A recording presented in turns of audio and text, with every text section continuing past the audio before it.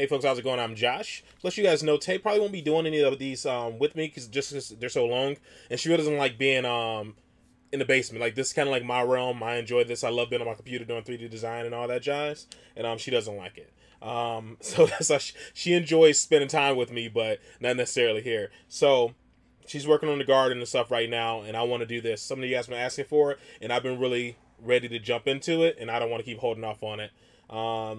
Because I really want to check it out, man. It's been recommended for so long. So remember, guys, all our videos are from your recommendations, so please continue to do that. And remember, if you subscribe, we check out those recommendations first. So make sure you subscribe. You want to check your stuff out first. I'm going to jump right into this one.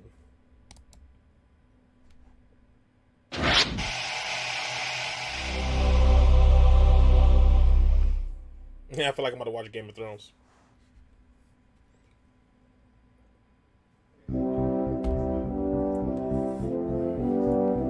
For the past few years, Ricky Gervais, Stephen Merchant, and Karl Pilkington have been meeting regularly for a series of pointless conversations. This is one of them. Testing. Is that all right? Hello and welcome to the Ricky Gervais Show with me, Ricky Gervais, Stephen Merchant. Hello. And the little round-headed buffoon that is Karl Pilkington. All right. It's so basic. All right. Oh, already is like leaning, like wait for him to say something stupid. Oh, that's great. Now, you probably know me from such works as The Office and Extras. Stephen being my co-writer and co-director on those things. For those people who are not so aware of Karl Pilkington, he was our producer, sort of given to us when we first started on XFM. And you're thinking, well, why are we doing a podcast? It's because I like to be in a room with Karl Pilkington. You know, like some people go and help sort of chimps. Do they? Yeah. Well, they go to the jungles and things. And help out little sort of endangered Diane species. Fossey or whatever. Exactly. You're very yeah. much the Diane Fossey of the Manchester scene. Of the little bald mank world. And Karl Pilkington is an ongoing experiment for me because I've seen him blossom from an idiot into an imbecile. And I want to see it through. Look at the way he's looking at us. Look at that. He's got a perfectly round head. And that's why I'm doing this podcast. Karl, what do you think about all this? It's just, I mean, we are living in that sort of era now, aren't we? That you need to be able to listen to stuff on demand when you want it and stuff. I know you're not a fan of the iPod in general, are you? Or any of the MP3 things? You're concerned? I'm warming to it, but I hear like a weird background noise. This is what's amazing about Karl. Even though he's talking about things like MP3 players, computers, iPods, he sounds like he was found in a glacier and thawed out. Do you know what I mean? And sort of taught to speak. We're a couple of high school guys who found him, and we're trying to ingratiate him in the gang, trying to pass him off as someone from the modern day. But my thing with iPods is, now, do we need them? Do you know what I mean? We're living in that era now where we have invented most of the stuff that we need, and now we're just messing about. They said that in 1900. Someone actually said everything that's to be invented has already been invented. They said that in 1900, and how wrong were they? No, but what came out? At what point? What was invented in that year where they went, right, that's it now? The 20th century. Think what happened in the 20th century. Go on. Well, planes. Yeah, but is that a good thing? Planes and that. Do you need a plane, really? Wouldn't it have been better if we all stuck where we should be instead of travelling about? War. Well, look, war's happening, isn't it? Because everyone's saying, well, now we can fly, we'll go over there. So there were no wars prior to the invention of the aeroplane? Not like there is today. Right. But what I'm saying is, the world's got smaller, hasn't it? Everyone's saying that, right? Yeah. The way I was saying to you the other day, we now go to places where we shouldn't go. People go on holiday to places where you've got to have an injection before you go there. Yeah. Forget it then. That's a warning. Don't go there. I'm with you on that. I don't want to enter a country where I have to have an injection to stop me from dying while I'm in that country. Right, I totally agree with you on that. So what happened is, they invented the plane and it's like, oh, let's go on holiday. And then they go, die now. Oh, well, you've got to invent something. Let's invent an injection. And then it's like, right, well, what else do we need to go to that place? There's a lot of faffing. So what I'm saying is... Is that a place? A lot of faffing? What I'm saying is, you know, Steve's travelled more than I have. You've been to, like, dangerous places. I've been to places where you need injections, yeah. Yeah, but why? Because it's fascinating, isn't it? You know, don't you not believe in that idea of travel broadens the mind? You know, it makes you experience other ways of life, other ways of thinking. It just enriches you as a human being. That's the whole reason people go travelling. But since the invention of the telly, you don't have to go that far to see it. You're absolutely right. So there you go, then. The telly was the 20th century, wasn't it? Honestly, everywhere I've been, the way I pictured it was is how it was when I got there. Haven't traveled outside the country, but anywhere in the States, everything just seems to be the same. Pretty sure it's different when you leave the country, but everything here is the same. It's exactly what you picture that state to be. This is exactly the way it is. Just from a few pictures of something you've seen.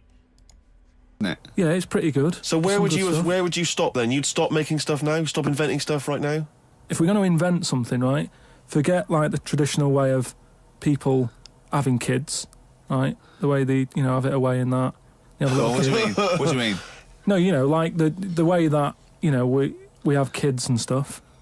If it'd be good if what happened was to control it is if man and woman, right, they're born and that, they enjoy their life, they learn a lot, they live to be about 78, I think, by that point. So specific. Yeah, 78, No, yeah. but by 78, I reckon you've sort of got to that point where you go, do you know what, I've done everything I'm going to do. If you haven't bungee jumped by the time you're 78, you're not going to do it. No. You know what I mean? So it's kind of like... Your hips come off. You've done it all now. Yeah.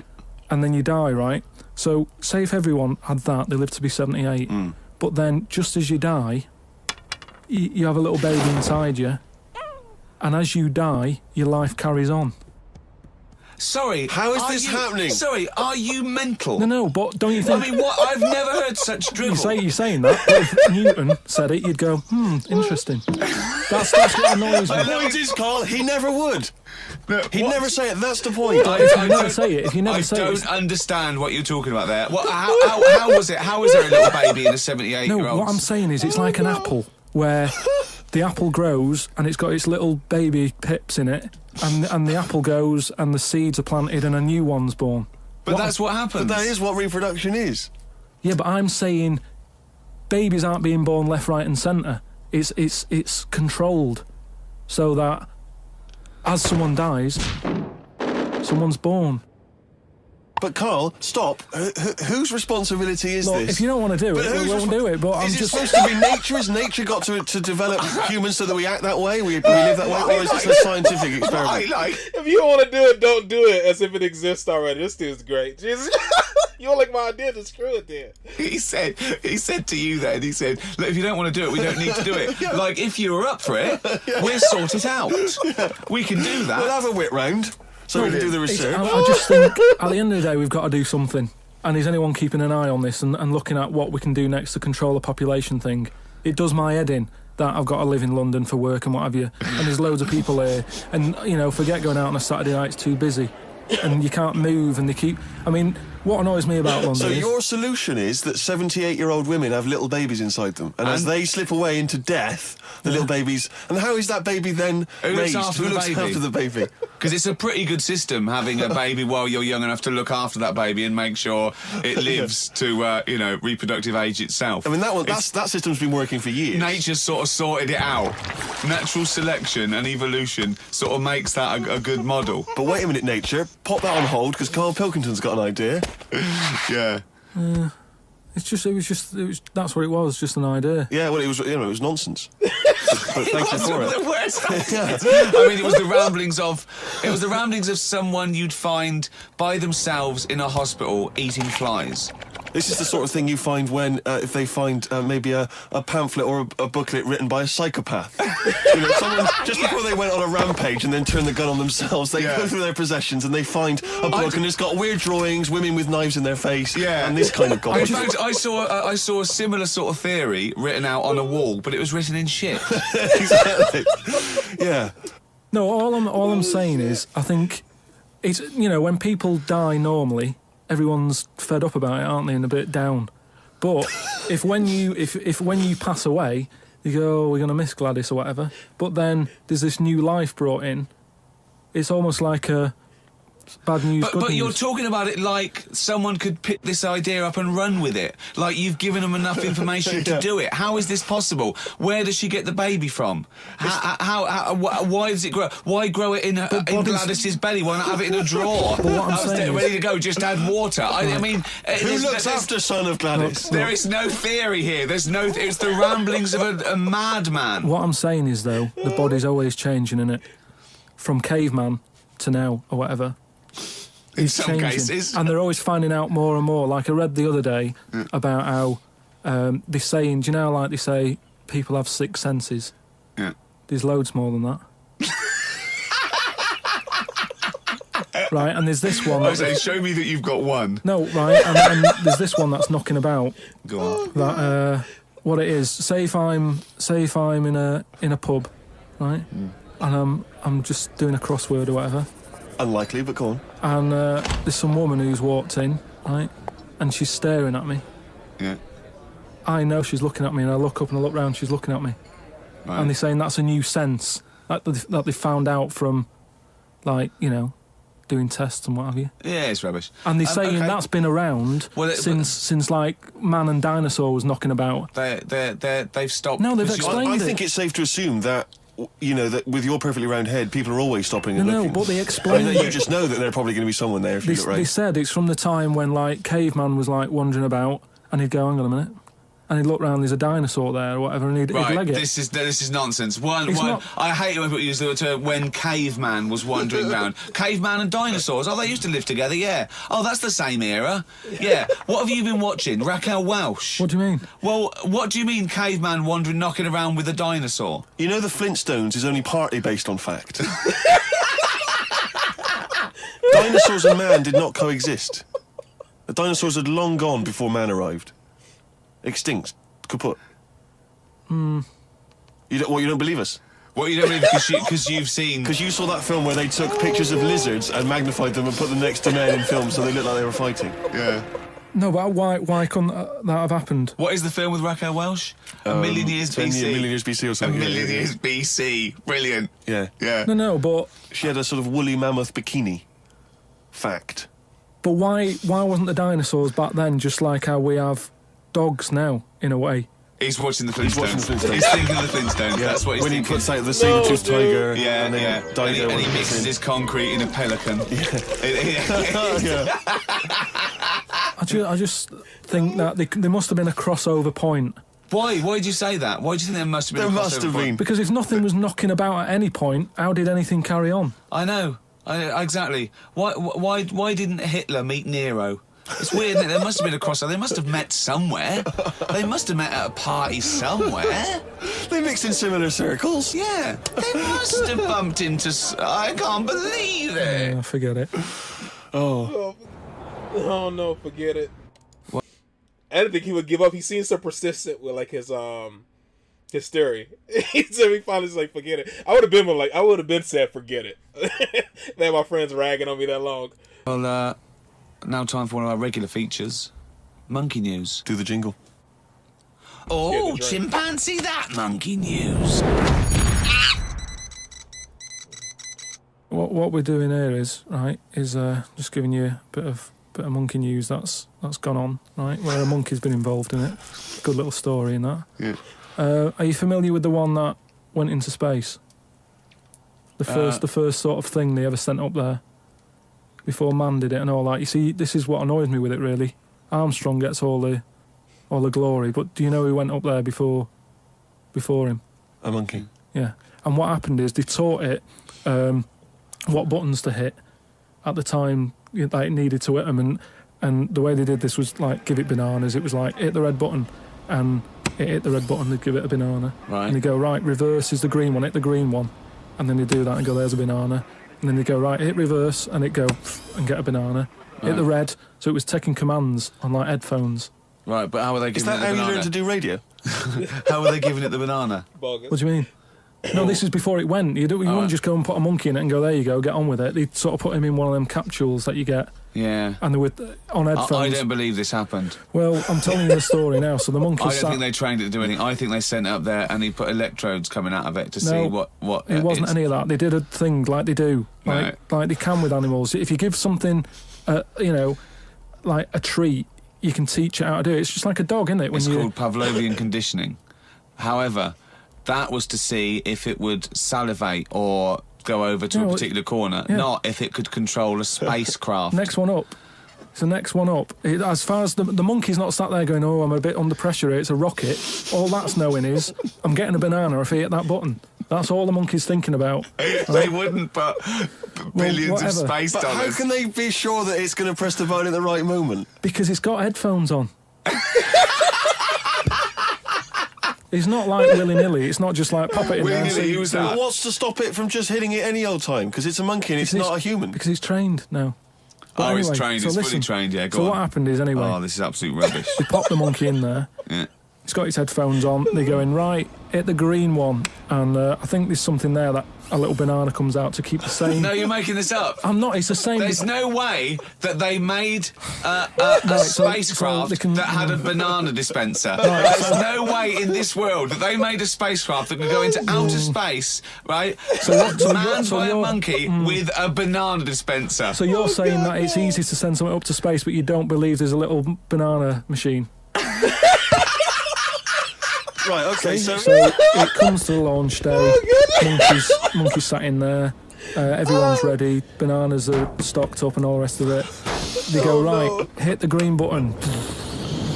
Right, and the rocket goes off and what have you. No, they would not make the monkey launch the rocket. Karl, you are living in a cartoon world. So the rocket goes off. Right? This is absolute bollocks. It's all going well. I don't know why it's not going well. There's no way a monkey launched a rocket. There is no way a monkey launched a rocket, you idiot. It's all going on, so they're going, hit the left button and it goes a little bit left. Button. Right, well-known spacecraft command. This is Houston. Hit the left button.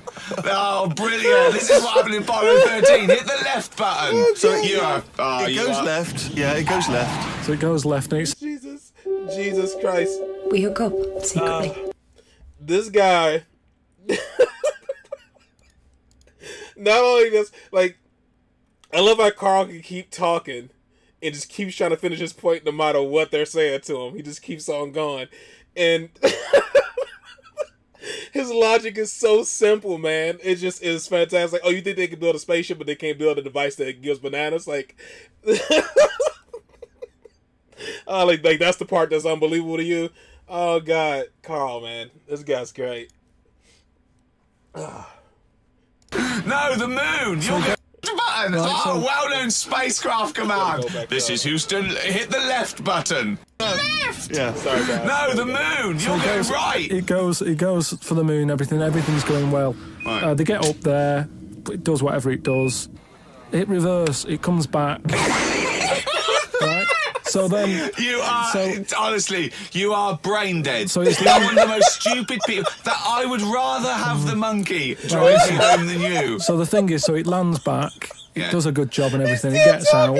And this is where it turns a bit sad, because after it's done that mission, right, because it happened and it was all safe and everything, the next one would have been to send man.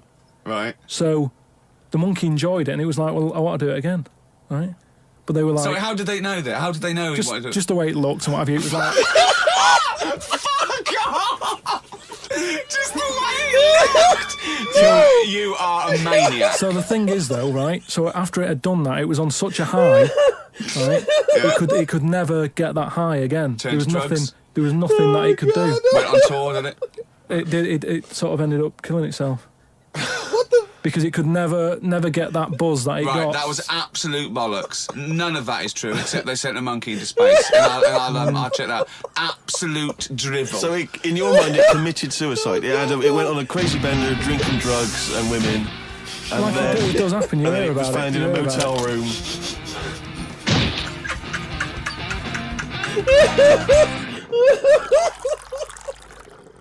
Oh my god! I met Derek Akora the other week. Oh yeah. Right. Now, who's he? Which one's he? He's Is he a medium? He can contact the dead. Is that right? he just chats to him and that, passes messages on. Nice of him. So I said, "Oh, tell us something a bit weird and that." So he said, "What do you want to know?" I said, "Just something weird." So he goes, "All right then." He said, "Here's one for you, right?" And he said, "There's this pub out in the country, and he said there's this mug. Do you know those old mugs that they have, where they used to like leave their own cup knocking Like a about, didn't tankard. they? Oh yeah. Tankard thing." Yeah. So there was one of them mugs in there, right? And everybody... Tankard. Let's use tankard if we've All right, established that's the word. tankard, yeah. Because you're the only mug in this story. Right. Believing it all. High five. Great. So this tankard's knocking about, right? And everyone who's running the pub keeps going, "Oh, I wish they'd stop leaving this tankard about," right? And they pick it up. It must be a pain. Having a tiny, small tankard in a pub. That must be a real grind. So every they sort of picked it up and went, "We'll have to wash that," and they popped it on a different sideboard. Next thing you know, that person who's touched it died, right? Sure. So They must have been getting through bar staff. they kept getting a new staff and that. And they were like, "What's the connection here?" Right? What's the connection here? Oh God. So they get a vicar in Of course they do. and they go, "Look, there's a lot of weird stuff going on here. This tankard, every time someone touches it, they die." So he said, "Leave it with me." He gets his special water out and what have you. He comes round, does a little prayer, sprinkles it. He goes, "Right, not a problem, don't worry about it." He picks it up, chucks it in the bin. Guess what? What? Dies in a crash on the way home. Because he picked it up. Well, but Karl, you're telling me this like it's fact, and I'm meant to go, "That's Derek amazing." Akora, he told me. Karl, I have no opinion of that story other than I'm pretty sure there was absolutely no connection between touching the tankard and him dying. That's all I'm sure of. It's not just him though, is it? I'm not going to even contest the chain of events. All I'm saying is there is no connection. There is no connection possible because I believe in logic and the laws of the universe. Yeah, but what I mean, you never pick up a vibe of... Like, I've got a mate, right, who is living in this big stately home, right, and he's living in there now. He pays £100 a month. There's about 80 rooms. Gee. And it's this big stately house and what have you. And I went down there. He said, "Oh, come down and have a look," right? And from outside, you go, "Oh, this is brilliant. It's like something out of, like The Man of Born or something." You go, this is impressive. But then when you get in, it's like it's a wreck. And we go in, and all the floors are like a wreck and rotten and stuff. And I looked at the wall, and there was like a little piece of paper stuck on the wall, right? And I said, "What's this here?" So I wandered over, right? Got right up close to it, and somebody had wrote. Somebody had roted. Oh, Somebody had roted. Right, go on, sorry. So there's a little sign there, right? And I go up to it, and it says "flies," right, with an arrow. Flies, like flies this way, Yep. right? I think that's a bit weird. So I follow the arrow, right, which goes to this corner where there's a shelf, about 3,000 dead flies on it. Oh my God. Condom stuck on the top. That's weird, isn't it? That is weird. That is weird, right? So I'm looking at that, and there's loads of stuff on the floor and that, bits of paper. Picked up this bit of paper, right? And it had, like in biro and that, it looked really old, like it'd been there years. And it had something like, "Need nappies, dummy," right? Blankets, blah, blah, all this, like, all stuff for, like... And I turned it over, right, and it said, "None of this now needed, baby dead." Right. Now that's weird, isn't it? Now that's what I'm talking about when you get a bad vibe. You go, that's who's been in here. It's bad vibe. It's just based on the fact that Your mate's in charge. yeah, that's terrifying. I mean, yeah, so it's like saying, are we scared of the dark? Yes, I understand why people are scared of the dark. I'm a little bit scared of the dark. You're walking along. Because you don't know what's in it. Yeah, you don't know what's in the darkness. That's why people get nervous. It doesn't mean you have to make the leap then that you've got some paranormal sense. "Oh my God, I'm Karl Pilkington, and hang on, just like Derek Akora, I have sensed something strange and evil in this room. Wait a minute, there's some flies in a condom. I was right all along." That is weird. Flies in a Johnny equals badness. The flies in the condom is weird. It's now. weird. I don't know. But the note. I could never get over the face they have him like animated there because I could picture him making that face. I just Think of his face when he saw that reading it by torchlight. You must have been terrified. It's a bit odd, isn't it? Oh, Jesus Christ. I love, is that it? It's just credits? Oh, okay. Dude, I love the faces, like just the face he makes. Like, I would like to see if they, it'd be cool if they transition back to like the live, just so you can see, because just seeing his face on what is it called, Learning English, I think it's what's called, yeah, Learning English, or the Ricky Gervais show, and the face that he was making, like he just has like this real like why am I here kind of face, or like, I guess it could translate anyway, like, or like, why is this so hard for you guys to get? Like, I get this, I look at the world this way. Why don't you guys see it this way? And how he could just continue to talk through, no matter how much he's getting made fun of. Man, I love that. Oh, jeez. And his oversimplification of things is just freaking great. Jesus Christ, man. Oh my God. Oh God. You can believe they can make a rocket ship, but you don't believe they can make a banana dispenser. Oh my God. Oh God, the monkey was depressed. Oh, you can tell by the way it looked. Oh my goodness, this guy.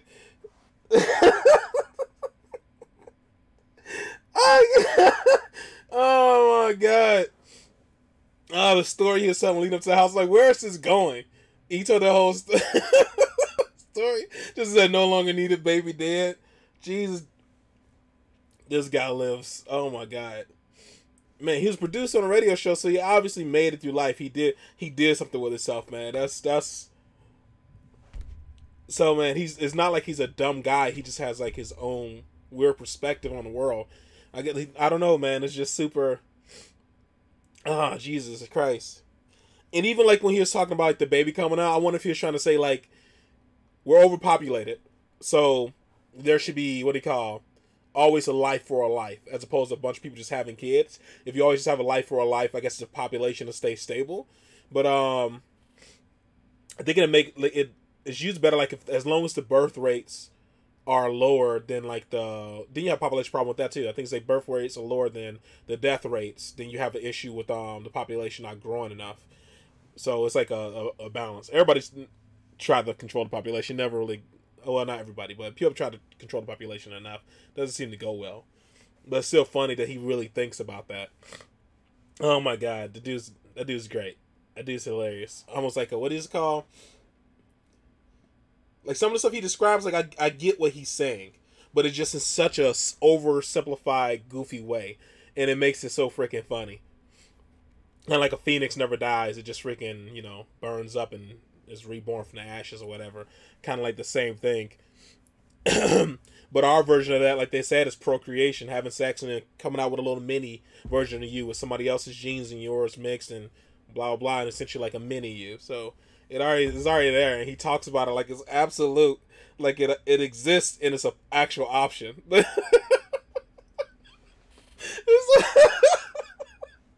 Oh God. Oh man, he's just like, well, forget it then. Like, you don't need if you want to do it, don't do it. Like, it's possible. Jesus Christ, man, this guy. Oh my God, how did he start thinking this way? Like, what made him this way? I know some people just born, but Jesus Christ, man, he is just. Oh my God, this dude is super unique. Oh Jesus Christ. I'm gonna keep laughing thinking about it. When I was watching this, I was trying to hold my laugh so I could actually hear what they're saying from each part, because Jesus Christ, man. Hopefully I can get Tay to sit down here for a half an hour with me to do some of these, man. She doesn't like being down here for too long. She always just thinks about all the other stuff she needs to be doing, like catch up on her reading, working in the garden, sewing, cause like just like I do a lot of stuff. I really enjoy doing this, but I like, I do electronic stuff too, designing hell stuff like that. That's like a hobby. And drawing and painting and stuff like that. So we both have our hobbies, but I consider this like one of my, I enjoy doing this. I enjoy laughing, man. It really what do you call? It gives me a jolt of energy to like really enjoy the other stuff, you know.